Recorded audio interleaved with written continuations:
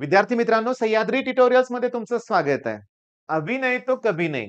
ठीक आहे. म्हणजे काय आता केलं तरच होणार आहे, नाहीतर वेळ परत मिळणार नाहीये. कोणत्या गोष्टीसाठी कशाबद्दल मी बोलतोय एका मिनिटात सांगतो. बोर्डचं टाइम टेबल तुम्हाला मिळालंय. पहिला पेपर तुमचा इंग्लिशचा आहे. नंतर मराठी, संस्कृत वगैरे मध्ये येतील हिंदी वगैरे सब्जेक्ट. पण ज्यांचं सीएस आयटी आहे त्यांना 5 दिवस सुट्टी आहे इंग्लिश नंतर आणि डायरेक्टली फिजिक्स आहे. 5-6 दिवस मिळतायत. पण फिजिक्सचा पेपर झाल्यानंतर एकाच दिवसाच्या सुट्टीनंतर केमिस्ट्री आहे.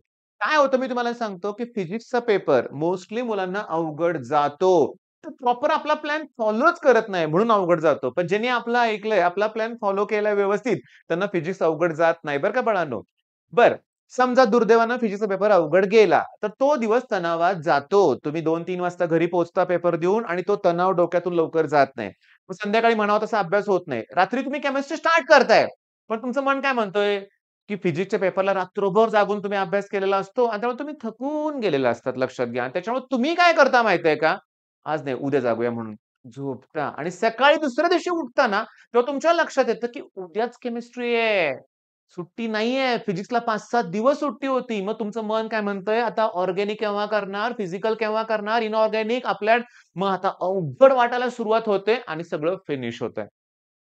बरं, थांबा ना. मी तुम्हाला काय बोललो, की जो माझी स्ट्रॅटेजी फॉलो करतील त्यांना काही इश्यू येणार नाही. स्ट्रॅटेजी पुन्हा एकदा एक्सप्लेन करतो. म्हणजे काय, अगोदर बऱ्याच वेळा सांगून झालेली आहे. आता पुन्हा एक्सप्लेन करतो.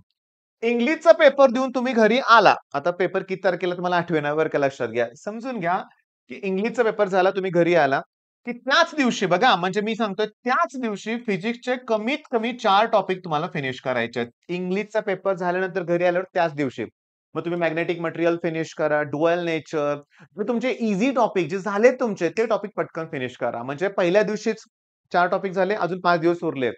नेक्स्ट डे तुमचं टॉपिक 6 टॉपिकचं तुमचं टार्गेट पाहिजे आणि त्याच्यानंतर पुन्हा 6 टॉपिक आणि तुमचं फिजिक्स तुम्हाला फिनिश करायचं आहे. पहिल्या 5 दिवस सुट्टी आहे ना, पहिल्या 2 दिवसात मला फिजिक्स क्लिअर करून पाहिजे. तुम्ही चूक काय करता, की तुम्ही विचार करता 5 दिवस कशाला फिजिक्सला? पण पहिला केमिस्ट्री करूया, मॅथ्स करूया, हेच चुकतंय. मग जाऊ दे. मग पहिले 2 दिवसात तुम्ही फिजिक्स सगळं फिनिश केलं. नंतर तुम्ही रिव्हिजन स्टार्ट करायची. हो, फिजिक्सचीच रिव्हिजन स्टार्ट करायची लक्षात घ्या आणि तुम्हाला फिजिक्सच करावं लागणार आहे. आणि ती रिव्हिजन तुम्हाला एका दिवसात संपवायची आहे.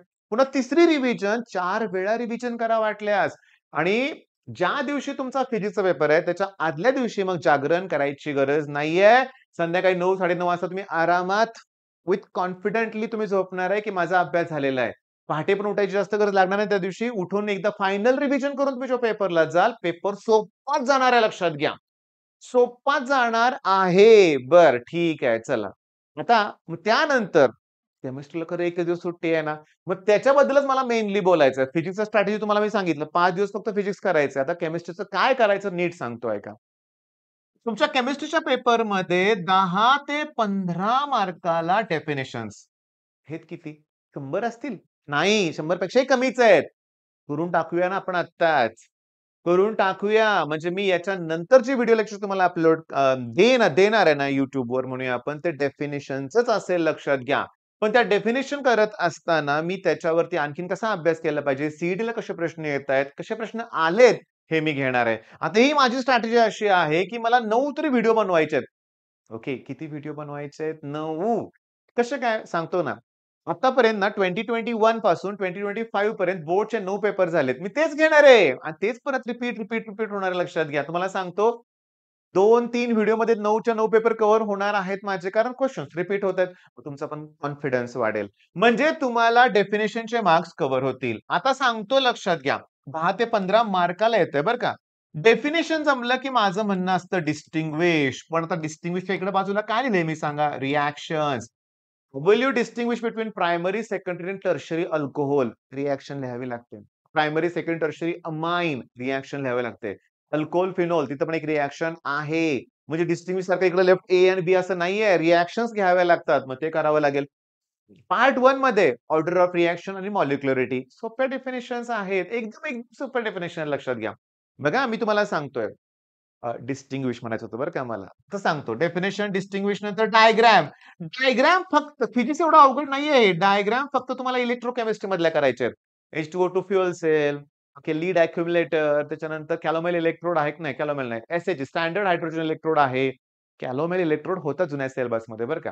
मग त्या टॉपिकमध्ये जेवढे डायग्राम आहेत, ते तुम्हाला करायचे आहेत. ओके, आता तुम्हाला मी सांगतो, केमिस्ट्रीमध्ये डेरिव्हेशन्स आहेत. सॉलिड स्टेटमध्ये पण आहे. डिराइव्ह एक्सप्रेशन फॉर डेन्सिटी आहे.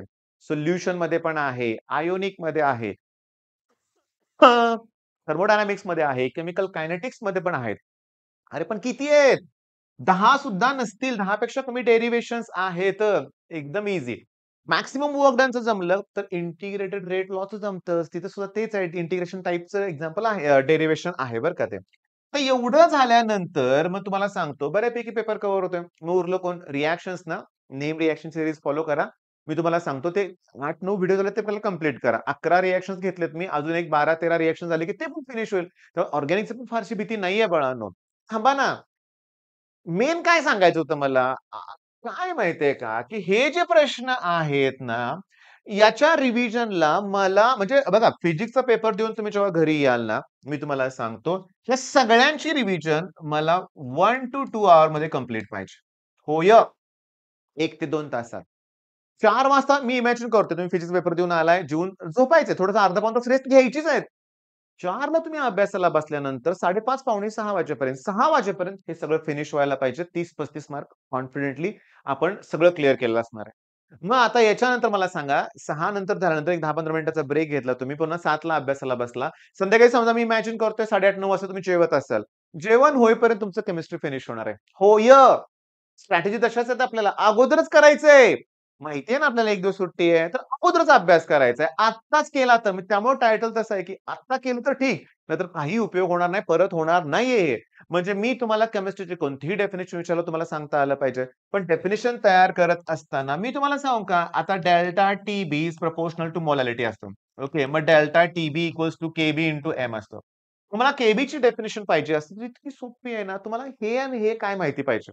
ओके, हे काय? Elevation in boiling point. समजा ही काय मोलॅलिटी. मोलॅलिटी मी समजा सोल्युशन असं घेतलं, की 1 मोलर सोल्युशन घेतलं. तर याचा अर्थ हे दोघं इक्वल येतील. Molar elevation constant can be defined as increase in boiling point produced by 1 molar solution. झाली की डेफिनिशन. पण तुम्हाला याचं युनिट पाहिजे केल्व्हिन. याचं युनिट माहिती पाहिजे मोल्स पर केजी. मग त्याचं क्रॉस म्युटेशन केल्यानंतर याचं युनिट कळायला पाहिजे. केजी, मोल इन्व्हर्स. काहीही सीईटीत विचारू शकतात. बोर्डच्या एक्झाममध्ये सुद्धा युनिट्स विचारले जाऊ शकतात. हे लक्षात घ्या. म्हणजे आता आपल्याला कळालं स्ट्रॅटेजी आपल्याला काय करायचं आहे. नेक्स्ट व्हिडिओची माझी तुम्ही वाट बघणारच आहे. मला माहिती आहे. ओके, ह्याला सुरुवातच करून देतोय मी केमिस्ट्रीला लक्षात घ्या. म्हणजे 1 डे अभ्यास एका दिवसात नाही मला 4 तासात केमिस्ट्री कंप्लीट पाहिजे. हो. 4 ते 5 तासात मला केमिस्ट्री फिनिश करता येईल का?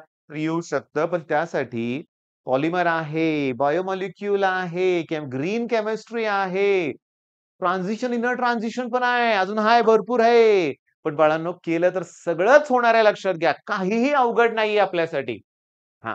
पण निदान असा विचार केला तर आपण हा पार्ट जर अगोदर कव्हर केला, तर मी जी आता नावं घेतली ना टिपिकल टॉपिक जे अवघड वाटतात त्यासाठी अख्खा दिवस आहे ना सांगा बघू. बरं तसं पण नाही. मी तुम्हाला सांगतो, एक तर रात्री 9-9:30 पर्यंतच आपण हे सगळं बऱ्यापैकी फिनिश करणार आहोत. बरोबर आहे. आणि दुसऱ्या दिवशी सकाळी उठून ओके 11-12 वाजेपर्यंतच सगळं केमिस्ट्री फिनिश होणार आहे. करावं लागणार आहे आणि दुपारचं जेवल्यानंतर पुन्हा पहिली रिव्हिजन. संध्याकाळी 6-7 वाजेपर्यंत ती पहिली रिव्हिजन फिनिश करून झोपेपर्यंत दुसरी रिव्हिजन, पहाटे उठून तिसरी रिव्हिजन करून पेपरला जायचं आपल्याला. लकीली यावर्षी मॅथ्सला 2 दिवस सुट्टी आहे बरं का रे बाळांनो. केमिस्ट्रीला 1 दिवस सुट्टी आहे. ते अवघड आहे. पण हे जर फॉलो केलं तर काही अवघड नाहीये. मला माहिती आहे. भरपूर म्हणजे शेकडो आहेत मुलं, की जे रेग्युलर कमेंट पण करताय. मला तुमच्याकडून एक कमिटमेंट हवी आहे, की हे आम्ही करून दाखवू. मी तुम्हाला सांगतो आय-एम-पी क्वेशन्स वगैरे सगळं ठीक आहे. पण केलं पण पाहिजे ना. आपण केमिस्ट्री का वेगळा विषय? 1 दिवस सुट्टी आहे म्हणून. आणि तुम्ही तो बिलकुल तो प्रकार करू नका बरं का. 5 दिवस सुट्टी आहे फिजिक्सला. मग तिथं कुठं माहिती आहे का? फिजिक्सला 5 दिवस सुट्टी आहे. पहिले 2 दिवस केमिस्ट्री, 1 दिवस मॅथ्स करत बसतात मुलं. आणि मग जेव्हा 2 दिवस उरतात ना, तेव्हा त्या 2 दिवसात फिजिक्स होत नाही. मग आदल्या दिवशी रात्रभर जागतात मुलं. उद्या पेपर आहे ना फिजिक्सचा तर आदल्या दिवशी रात्रभर जागतात. पेपर तरी अवघड गेला, की केमिस्ट्री पण इफेक्ट होतोय. हे होऊन द्यायचं नाहीये. मग हा व्हिडिओ जास्तीत जास्त तुमच्या चांगल्या मित्रांबरोबर शेअर करा. त्यांना पण ही गोष्ट तुम्ही एक्सप्लेन करून सांगा. ओके. आणि रिझल्ट चांगला मिळवायचा आहे आपल्याला. All the best.